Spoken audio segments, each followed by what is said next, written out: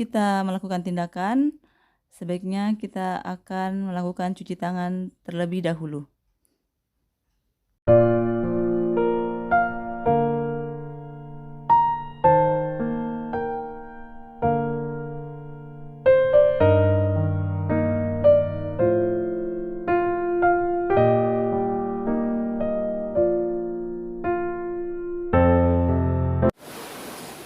Buka mulut lebar dan usap mulut, kemudian usap lendir dari mulut bayi.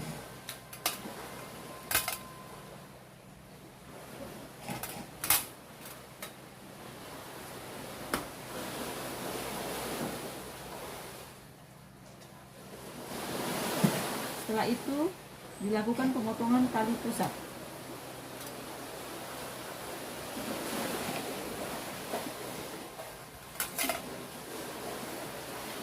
Dilakukan pemotongan tali pusat sekitar 2-3 cm dari perut bayi.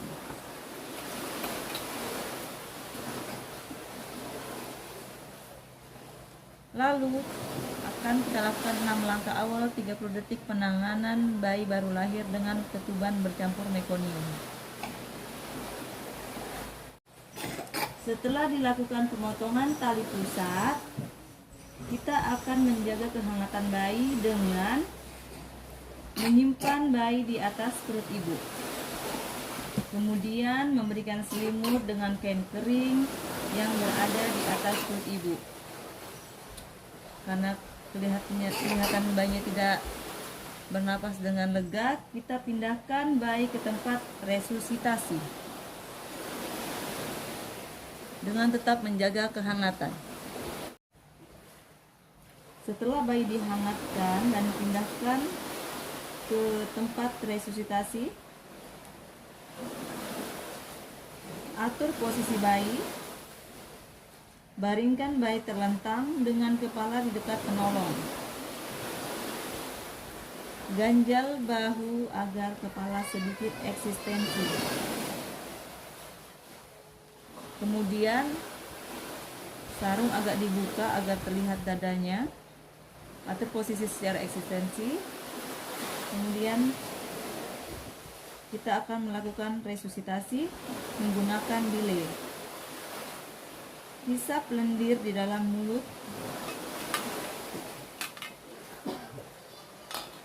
Kita isap sambil mengeluarkan selang dan menariknya perlahan. Dilakukan sambil menghisap dan mengeluarkan selang sambil perlahan. Dilakukan beberapa kali dan sambil melihat reaksi bayi. Kemudian kita isap hidung secara bergantian dan sambil menilai reaksi bayi. Kemudian jika menggunakan penghisap delay, jangan memasukkan ujung penghisap terlalu dalam. Jika di mulut tidak lebih dari 5 cm dan jika di hidung tidak lebih dari 3 cm. Karena dapat menyebabkan denyut jantung bayi melambat atau henti nafas.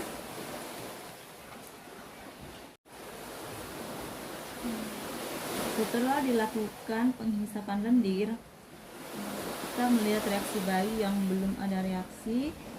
Kita lakukan lagi untuk mengeringkan bayi dan merangsang bayi. Yang pertama, keringkan bayi mulai dari muka, kepala, dan bagian tubuh lainnya dengan sedikit tekanan. Rangsangan ini dapat memulai pernapasan bayi atau bernapas lebih baik. Lakukan rangsangan taktil dengan menepuk atau menyentil telapak kaki.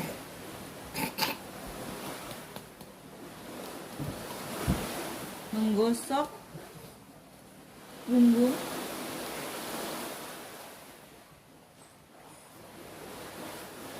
perut, dada, atau tungkai bayi dengan telapak tangan.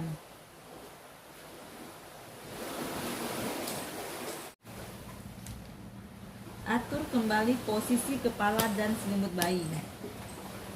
Ganti kain yang telah basah dengan kain bersih dan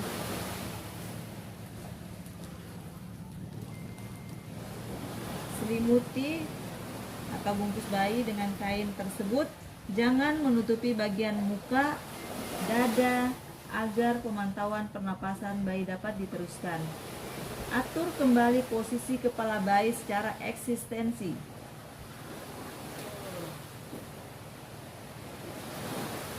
Lakukan penilaian bayi.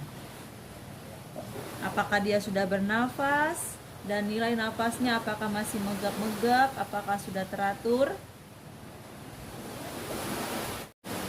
Jika bayi bernafas atau masih megap-megap, segera dilakukan ventilasi.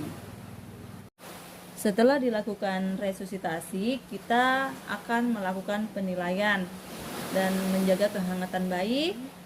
Setelah itu, kita berikan ke ibunya bahwa hasil resusitasi yang kita lakukan tadi telah berhasil. Setelah dilakukan resusitasi dan berhasil, kemudian kita berikan bayi kepada ibunya. Dan tak lupa kita ajarkan pada ibu cara menilai pernafasan yang benar dan selalu menjaga kehangatan tubuh bayi. Lalu, anjurkan ibu agar segera memberikan ASI. Lalu, ibu selalu menjaga kehangatan bayi dengan metode kanguru. Jelaskan pada ibu dan keluarga untuk mengenali tanda bahaya pada bayi baru lahir, yaitu untuk pernapasan yang normal adalah 30 kali per menit atau tidak lebih dari 60 per menit, dan suhu tidak lebih dari 38 derajat Celcius atau tidak kurang dari 36,5 derajat Celcius. Dan lakukan penilaian warna kulit pada bayi, jangan sampai biru atau pucat. Atau hisapan lemah, ketika ibu menyusui, ibu bisa merasakan mengantuk yang berlebihan, rewel, banyak muntah, atau BAB lembek, sering, warna hijau tua, atau ada lendir di BAB, tali pusat merah, bengkak, keluar cairan bau busuk, tidak ada berkemih atau BAK dalam 3 hari atau 24 jam, menggigil, nangis yang tidak biasa, rewel, lemas, dan terlalu mengantuk, lunglai, apalagi sampai kejang. Dan ibu harus bisa menilai itu, kemudian ambil tindakan pertolongan jika terjadi.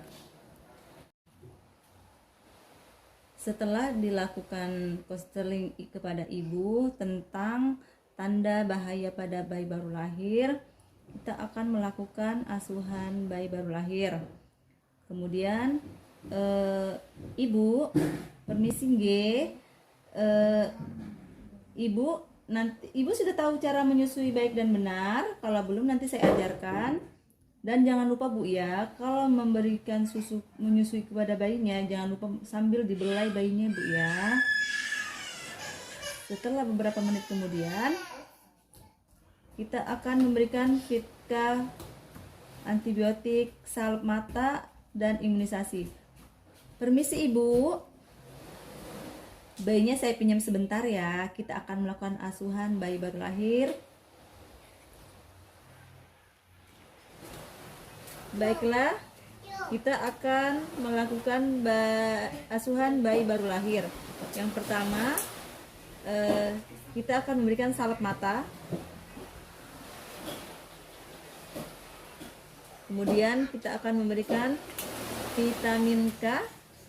Permisi Ibu, bayinya saya kasih vitamin K di paha Bu ya. Nanti mungkin akan nangis sebentar.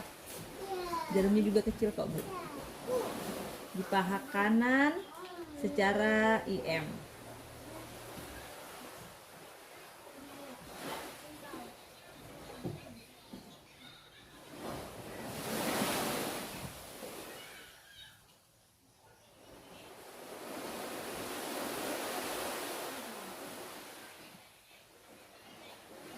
Kemudian kita lakukan pemberian imunisasi hepatitis B.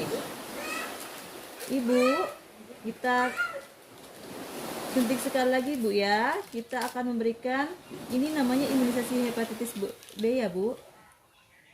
Oke. Di paha sebelah kiri.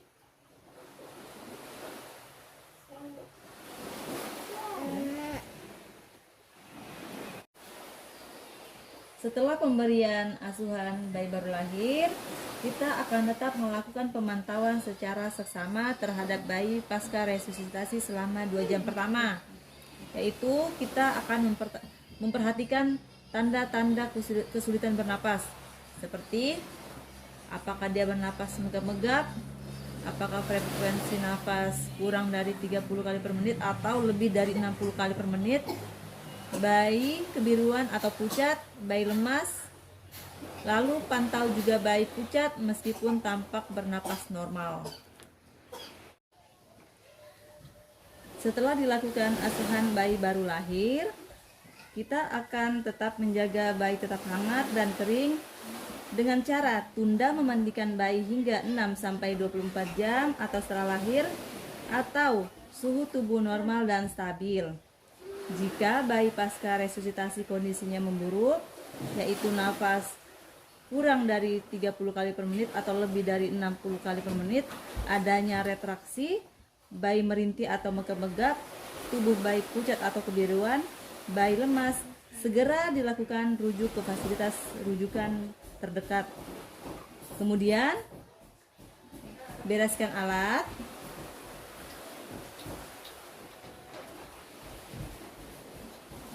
dan lakukan cuci tangan 6 langkah. Baiklah, kita akan melakukan cuci tangan secara 6 langkah.